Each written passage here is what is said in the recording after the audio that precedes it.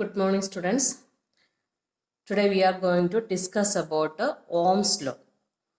So let us see, is there a relationship between the potential difference across a conductor and the current through it? To show that, one activity is given in the book, activity 12.1. For doing the activity, this is the arrangements. So these devices we can use to set up the arrangement or circuit. Then you know these all devices, it is battery and key, then rheostat, voltmeter, ammeter and resistor. Okay, so the function of rheostat that is regulate the amount of current in the circuit. Means we can change the amount of current in the circuit. That is a function of rheostat. And voltmeter will be measure the potential difference across this resistor. That is why it is connected parallel to that resistor. Okay. Then ammeter will be measure the amount of current in the circuit. And using battery we can supply the potential, electric potential. Then these arrangements we can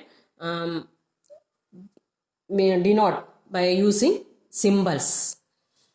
So that is given in the book. In page number 204 it is given, you can see. Then potential difference also we can change by changing the number of cells. So first we will connect a single cell in the circuit. So the potential difference, when we connect a single cell in the circuit, notice the potential difference across this resistor in the voltmeter, that may be 2.5. It is an example only. Then notice the current in the circuit, that is 0.1. Then again change the potential difference by increasing the number of cell. We can connect 2 cells in the circuit. Then again potential difference will be changed, that change to 5. Then current also will be changed, that 0.2. Then again increase the number of cells in the circuit. So like that, this activity we can do by we can change the potential difference across the conductor by changing the number of cells. So up to here we can do. Then after taking this all readings of potential difference and current in the circuit, take the ratio of potential difference and to the current. Okay, that means V upon I. When we take the ratio of this V upon I, then that is equal to 25. The value that in all cases the value of V upon I equal to 25. That means it is a constant. So that constant we can denote it with the letter R, capital R. So this 25 is the resistance of this circuit. Okay, 25 is the resistance of this circuit. So R denoted the resistance of the circuit or a conductor. Then using the values, if you will plot a graph, we can plot a graph using graph paper. On the y axis we can take the potential difference, and on x axis we can take a current. So corresponding points we can take. Then when we join these corresponding points, that points we will get a slope. So that slope will represent the resistance of the circuit. So you should remember this point, the slope that will represent the resistance of the circuit.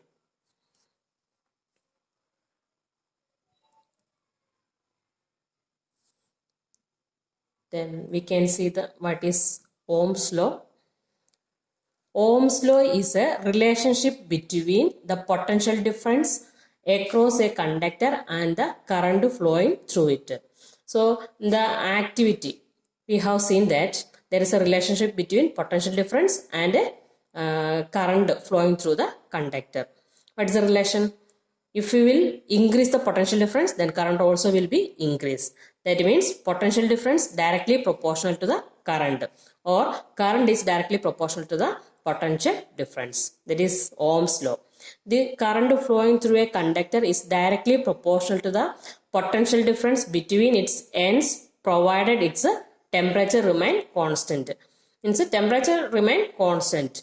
If we will increase the potential difference, then current also will be increased at a constant temperature.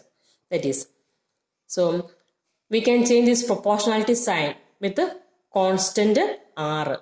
That is given in the book, V equal to IR. So V upon I equal to R. R, it is the resistance of the given metallic wire at a given temperature. And this figure already given in the book. So what is resistance? Resistance is the property of a conductor to resist the flow of charges through it. That is a resistance. Its SI unit is ohm and represented by the Greek letter. This letter we can use to denote ohm. According to Ohm's law, V equal to IR. So R equal to V upon I. Then we can see the unit also. Unit of resistance, that is ohm. And unit of potential difference, volt. Unit of current, that is ampere. So 1 ohm, that is equal to 1 volt per 1 ampere. Then there are two types of resistance. Fixed resistance and variable resistance. In this lesson, we are discussing about only the variable resistance, that is rheostat only. So their value does not change under constant physical conditions. They are set up at a particular value. That means fixed resistance, the resistance of that is fixed. There is no change. Then variable resistance means their resistance can be easily changed by changing area of cross section and length. This part, it is movable. By changing this, by moving this movable part forward or backward, we can change the resistance. Okay, so that way we can regulate the current in the circuit. So in your syllabus, rheostat only we are discussing. Okay, rheostat or variable resistance, both are same. Today I have completed up to page number 205 above the activity 12.2. After reading the portion, if you have any doubt, you may ask.